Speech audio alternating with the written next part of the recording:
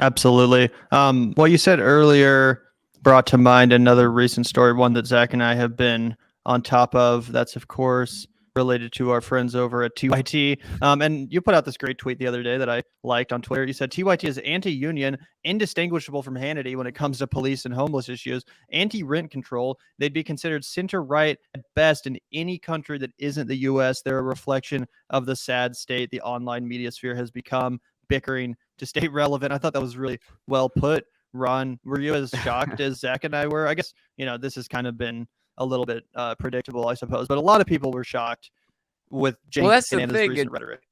It's kind of been brewing, and you guys, I'm not one. I don't really like talking about, like other YouTubers and stuff like that. Some people say it's because I'm too nice. I'd like to think that were true. Honestly, I think it's more because I don't really watch anything, to tell you the truth, but when it comes to them, they have such a huge platform. And again, like what I was just saying, when you see them repeating, right-wing propaganda about the trans community, and then you see people sort of like accepting it and being like, oh, well, I guess it's the lefties that are unreasonable.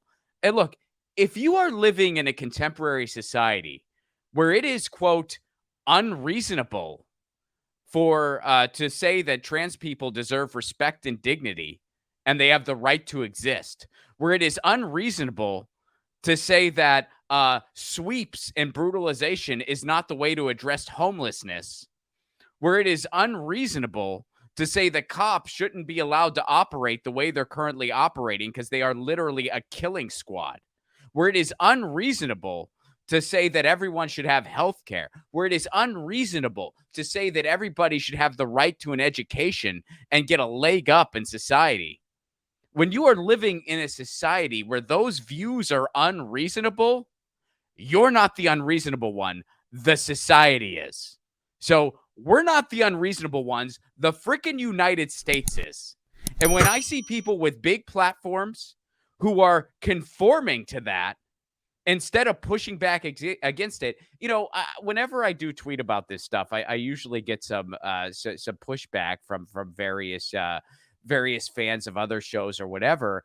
And people, someone said something to me like, well, TYT, or I forget if it was TYT or if it was someone else, but they basically said like, well, they have their thumb on the pulse of the way American politics are going and they're following it. I'm like, dude, the only reason I ever started talking into a fucking web mic is because I have a problem with the pulse of American politics. That's fucking backwards. Hey, which way is American politics is going? I better go there. Yeah, I get it. That comes with a big paycheck, but that's not the reason I'm doing this. I'm here because I have a problem with that fucking pulse. I have a problem with it. I'm not okay with it. I haven't been okay with it since my hair was as long as Gavin's, and I still fucking don't.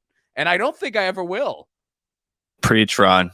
That was yeah, I think that's right on the money, man. It's fucked up though that this is where we've ended up. And even the largest progressive network out here, honestly, you could even politely, as if we'll be all polite, because I know, Ron, you don't want to get into this, but even if you were being just be polite, massively irresponsible with your platform in order to indulge in all of these right-wing framework points, particularly when it comes to the trans community, which, as you laid out perfectly, is under not just,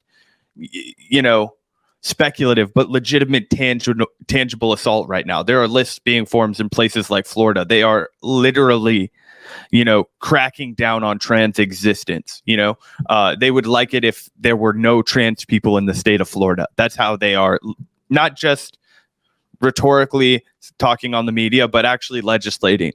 And to just, indulge in their framework or indulge in their toxic arguments to further marginalize that group of people, massively irresponsible. And then to go on and slander a former employee as like an unhinged fucking trans person in public with a massive platform that you have. Really, really reckless, really irresponsible, incredibly disappointing to see. When Addy or 80, sorry if I'm not, but 80 is, you guys better clip this out. Clip it out. Put it on Twitter, guys. Clip it out. Ron was hot. He was in the moment. He was there. He was taking us to church. Oh yeah, definitely clipping that one. Well, and that That was on point, man. Well, and I'll be honest, I didn't know I didn't know who Benny was. I just learned about her, and I learned more from her from you guys, and that also just adds insult to injury. It's like you're gonna repeat these things about the trans community that is just it's so like fluff. Like it's just so like it's all, oh well, these are complicated things, and these are this and that. It's like whenever they bring up these issues, and it's not just limited to TYT. I'm talking more broadly at this point. But like, whenever they bring up the issues, like the whole thing about sports. When that was the big thing, and they were like, well, it's complicated. We want things to be fair to women in sports. And it's like, okay, that's fine. I'm all about that's fine. You want to be fair to women in sports. Okay. So here's the question now. What's the problem with the rule? Nobody was able to answer that question. Nobody who was going on and on about that and opining about that was able to say the problem with the frickin' rule. And if you can't say what your problem with the rule is, then guess what? It's not about fairness in sports. It's about you having a problem with trans people. Because guess what? Rules exist. There's a rule. You have to have so much hormone therapy before you can compete with a gender not of your birth. There's a rule about it. I think it's either 1 year or 2 years. I don't remember off the top of my head, but there's a rule. And Right. you have to have so much hormone therapy before you can compete with a gender not of your birth. If you transition socially, meaning there's no hormone therapy or anything like that involved, you're just socially, transitioning, identifying as a different sex from your birth, well, then you still have to compete with the birth of your sex, with the sex of your birth. You guys get what I'm saying. So there are rules in place already. So if you're going to talk about this issue and you have a problem with it, you think it's unfair, if you can't say what's wrong with the rule, then really it's not about fairness to you. It's just about you having a problem with transgender people. 100%. And I didn't hear one person, if it's out there, I just haven't seen it, which is totally possible. But I didn't hear one person say, oh, well, my problem is I think that the current rule is it's, and I'm just making up this example, but the current year is 1 year of therapy. I think it should be 2 for these reasons, and here's some science. I didn't hear one person on any side of anyone bring something like that up. You hear people like Jordan Peterson, like wax politic about it till they're blue in the face. I didn't hear anyone, and it's like, okay, at the end of the day, you just have a problem with trans people. This isn't about fairness. This is about you having a problem with trans people. And it is so tired because we've been hearing this record since the frickin' 70s.